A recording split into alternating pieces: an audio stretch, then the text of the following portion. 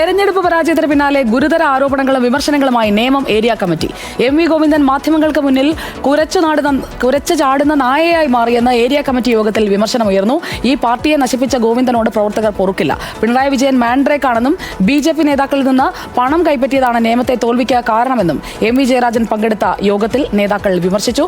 സലിം മാലിക് നമുക്കൊപ്പം. സലിം മാലിക്, സുപ്രഭാതം, വീണ്ടും സ്വാഗതം. തോൽക്കുന്നതിന് മുൻപ് ഈ സഖാക്കൾക്ക് ഇതൊക്കെ പറയാമായിരുന്നില്ലേ? തോറ്റു കഴിഞ്ഞപ്പോൾ എന്തും പറയാമെന്നായോ? ഈ വിമർശനത്തിലൊക്കെ കഴമ്പുണ്ടോ? എങ്ങനെയാണ് വിമർശനങ്ങൾ പോയത്? സുപ്രഭാതം സുജയ.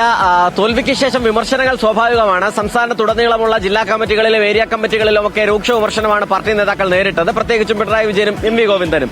പക്ഷേ നേമം ഏരിയ കമ്മിറ്റിയിലെ വിമർശനം കുറച്ച് കടുത്തുപോയോ എന്ന് സംശയമില്ലാതില്ല. കാരണം അത്രയും രൂക്ഷമായ മോശമായ ഭാഷയിലാണ് പാർട്ടി സെക്രട്ടറിയെ ചില അംഗങ്ങൾ വിമർശിച്ചത് എന്നുള്ളതാണ്. സ്വാഭാവികമായും വിമർശനങ്ങൾ ഉണ്ടാകേണ്ടതാണ്. അത് അത്തരത്തിലുള്ള വിമർശനങ്ങൾ ഉണ്ടാകണം എന്നും അതിൽ കൂടെയാണ് തിരുത്തേണ്ടത് എന്നും ഇതേ എം.വി. ഗോവിന്ദൻ തന്നെ തെരഞ്ഞെടുപ്പ് പരാജയത്തിന് പിന്നാലെ ഏരിയ കമ്മിറ്റി യോഗങ്ങൾ ചേർന്ന് പരാജയം വിലയിരുത്തണമെന്ന് പറഞ്ഞ ആ വാർത്താ സമ്മേളനത്തിൽ അറിയിക്കുകയും ചെയ്തു. പക്ഷേ എം.വി. ഗോവിന്ദൻ കുരച്ചു ചാടുന്ന നായ എന്നാണ് ഒരു പ്രവർത്തകൻ പറഞ്ഞത്. മാധ്യമങ്ങൾക്ക് മുൻപിൽ കുരച്ചു ചാടുകയായിരുന്നു. ചോദ്യങ്ങൾക്ക് ചാടിക്കടിക്കാൻ, മാധ്യമങ്ങളെ ചാടിക്കടിക്കാനാണ് എം.വി. ഗോവിന്ദൻ ശ്രമിച്ചത്.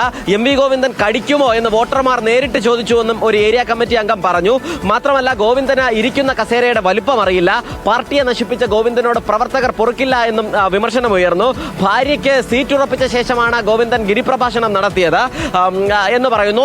കല്ലിയൂരിൽ നിന്നുള്ള യുവനേതാവാണ് ഈ രൂക്ഷമായ വിമർശനം ഏരിയ കമ്മിറ്റി യോഗത്തിൽ ഉന്നയിച്ചത്. ഒപ്പം പിണറായി വിജയനെതിരെയും വിമർശനമുണ്ടായി. പിണറായി വിജയൻ മാൻഡ്രേക്കാണെന്നും പിണറായി വിജയനെ കൊച്ചുകുട്ടികൾ പോലും ആ പേരിലാണ് കളിയാക്കുന്നത് എന്നും പറയുന്നു. ഇരുവരും മാറി നിൽക്കേണ്ടതാണ് അനിവാര്യത എന്നുകൂടി യോഗത്തിൽ വിമർശനമുയർന്നു. ഒപ്പം തന്നെ പി രാജീവ്, വി എൻ വാസവൻ, എം പി രാജേഷ്, മുഹമ്മദ് റിയാസ് എന്നിവർക്കെതിരെയും വിമർശനമുണ്ടായി. ഇത്തരത്തിലുള്ള രൂക്ഷമായ വിമർശനങ്ങൾക്കൊപ്പമാണ് ഗുരുതരമായ ഒരു ആരോപണം കൂടി ഈ ഏരിയ കമ്മിറ്റി യോഗത്തിൽ ഉണ്ടായത്.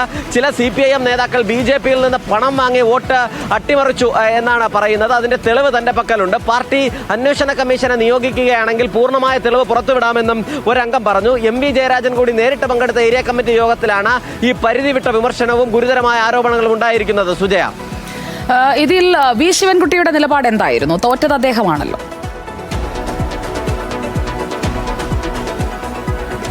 വി ശിവൻകുട്ടി നേരത്തെ തന്നെ ഈ വിഷയത്തിൽ നിലപാട് വ്യക്തമാക്കിയതാണ്. പാർട്ടിയുടെ വോട്ടുകൾ ബി.ജെ.പിക്ക് ചോർന്നിട്ടുണ്ട് എന്ന് വി ശിവൻകുട്ടി വളരെ നേരത്തെ തന്നെ വിലയിരുത്തിയതാണ്. ഈ ഏരിയ കമ്മിറ്റി യോഗത്തിൽ വി ശിവൻകുട്ടി പങ്കെടുത്തിരുന്നില്ല. എന്നാൽ രൂക്ഷമായ വിമർശനം വളരെ നേരത്തെ തന്നെ പാർട്ടിക്കുള്ളിൽ, പാർട്ടി ഫോറത്തിനുള്ളിൽ വി ശിവൻകുട്ടി പറയുകയും ചെയ്തു. അത് പല മേഖലകളിലും പാർട്ടിക്ക് വോട്ടുള്ള മേഖലകളിൽ ഈ നിലയിൽ വോട്ട് ചോർച്ച ഉണ്ടായി എന്ന് പറഞ്ഞത് ആര്യ രാജേന്ദ്രന്റെ പ്രവർത്തനം ഉൾപ്പെടെ വോട്ട് ചോർച്ചയ്ക്ക് കാരണമായി എന്നും ആര്യ രാജേന്ദ്രനെ കാറിൽ കയറ്റിയത് പോലും തിരിച്ചടിയായി എന്നും വി ശിവൻകുട്ടി പറയുകയും ചെയ്തു. പല സ്ഥലങ്ങളിലും സംഘടനാ പ്രവർത്തനം പൂർണ്ണമായി നടന്നില്ല, സ്ക്വാഡ് പ്രവർത്തനം പോലും കൃത്യമായി നടക്കാത്ത സാഹചര്യം ഉണ്ടായിരുന്നു എന്ന് വളരെ നേരത്തെ തന്നെ വി ശിവൻകുട്ടി വിഷയത്തിൽ നിലപാട് പറഞ്ഞതുമാണ്. സുജയ.